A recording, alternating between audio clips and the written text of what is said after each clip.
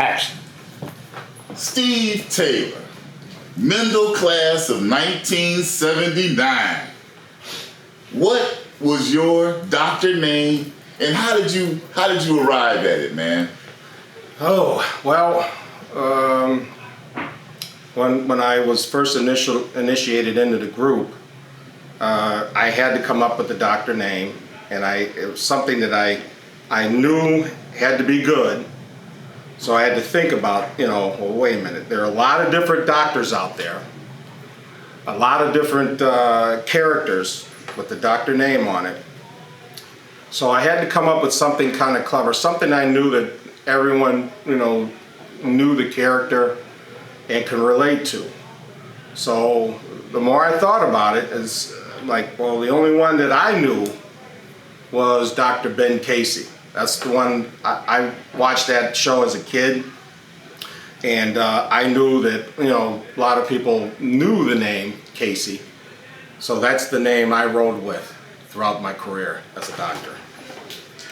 And how did you, Steve, become a doctor? Ooh. I got to go all the way back to 8th grade. Back in 1975, I lived next door to a guy named Dave Harris, and at the time Dave was a freshman at Mendel Catholic High School.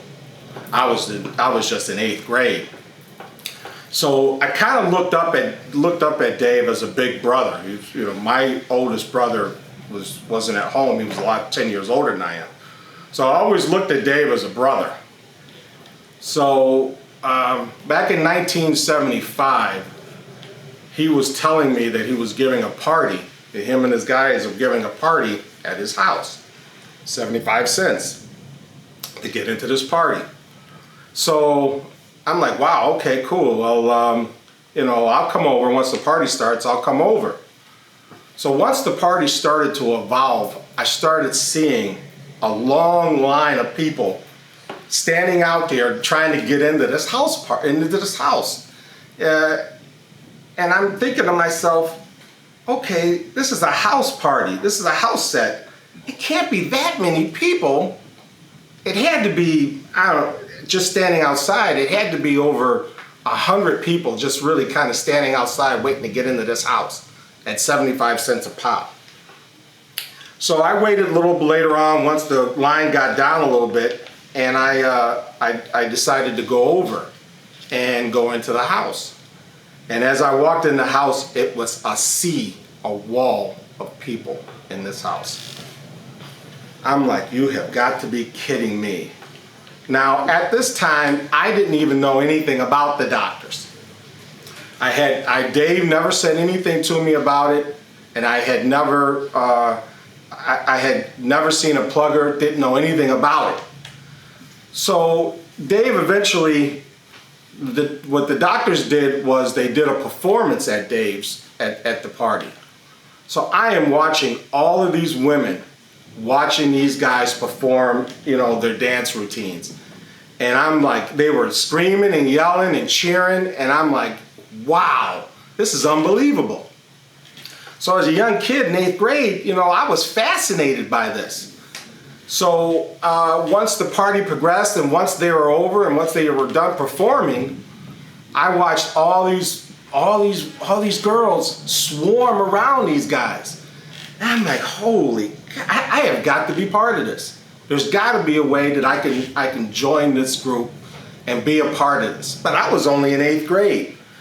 So what I did was I lobbied Dave Harris to try to get me in this group. So Dave lobbied to the group. He mentioned, my name to the group, and they said, well, where does he go to school? Or, well, he's in 8th grade. They, no, he can't. He's got to be in high school. Then once I got into high school, I still lobbied again, and they said, okay, well, where does he go to high school? Well, he goes to St. Willebrod. He's going to have to come to Mendel. And at the time, I had notions of going to Mendel Catholic, but I didn't. And I wound up at St. Willebrod. So I was able to get Dave Harris to get the guys to audition me to be in the group with the Doctors, and that was probably 1976. By that time, I was a freshman at St. Willibroad. Then after that audition, the guys finally agreed to let me in. That was probably, I don't know, maybe a couple of months later that they allowed me to come into the group. And at that time, I was ecstatic. I was just elated to be part of a group of guys that were Catholic school guys. They weren't in any trouble. They portrayed a positive attitude, and they were just generally nice guys. So I was elated to be part of this group. Now, during 1976, I had just started to work a job at Evergreen Plaza at a little record shop called Spin It Records. So I was bringing home albums. I had all the latest albums, all the latest songs. I had them. I got them from work. So once I joined the group, the guys really needed somewhere to practice our dance routines. Well, my mom's house had a huge basement, and my dad had just bought a huge stereo system, and I had all the albums. So it just fell perfect, perfect routine. So we danced, and we did all of our routines, all of our steps in the basement of my mother's house, with my mom critiquing a lot of our steps, and we just developed there. And I mean, the bond happened there. The bond of the Doctors really happened in the basement of our house, and we had a good time. You know who else used to be in the basement? I remember Debbie. Yeah, my baby sister. Yeah, man. Yeah, my baby sister, may she rest in peace. She was a big fan. Debbie was a big fan, and my oldest sister, Pat, was also a big fan of the Doctors. And they critiqued all of our steps. They told us what would work, what wouldn't work, but my family really critiqued all of our dances and all of our routines, and gave us some good insight in what they thought would work and what wouldn't work. But the catalyst behind the whole thing was Bob and Darian. You two guys were the catalyst behind all of it. The steps, all the choreograph was all done by you guys. It was all done by Bob and by Darian, and they made it work. All I did was supply the music and supply the basement and supplied my family on the critiquing, and it worked. The success was great. We had good fun, nice time. Steve, Ben Casey, excuse me. When did you feel that we were successful, like beyond the basement party, like the Doctors were making noise? Did you have a revelation? Did anything? I knew that this was really kind of bigger than what I thought it was really the very first party at Dave Harris's house. Okay. That to me showed me that, these guys, there's something going on with these guys that's huge. And that's what made me want to be a part of it. And then when we start to develop into more parties, St. Alby's, Robert's 500, and some of these other parties, and the magnitude of the people that were there at these parties, I mean, it was just unbelievable, the amount of people that showed up for these parties. And we were only charging like $1.25 or $1.50. I mean, and we would sell out. The room would be completely sold out.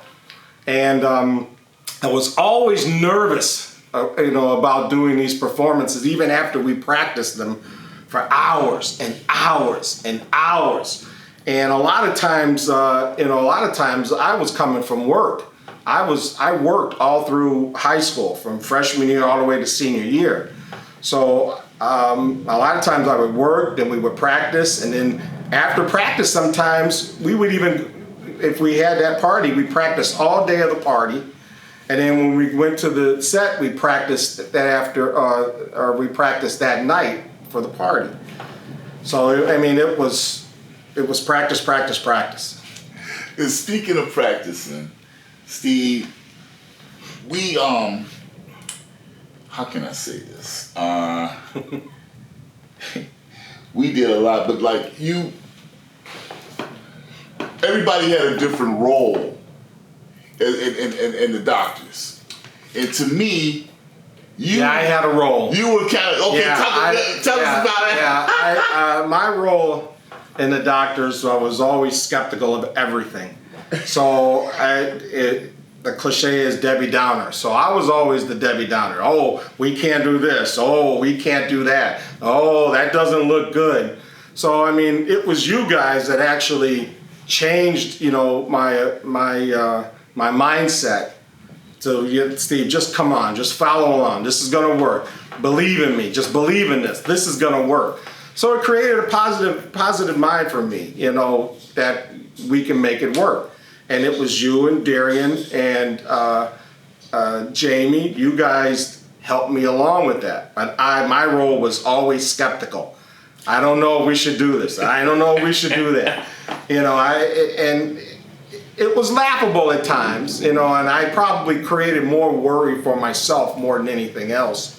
But it was good for the group because it made us think a little harder about what we were about to achieve. But it worked out. It worked out. Steve, how about that day? We went to your house, and the New Expression newspaper or New Expression magazine. It was a Chicago high school newspaper.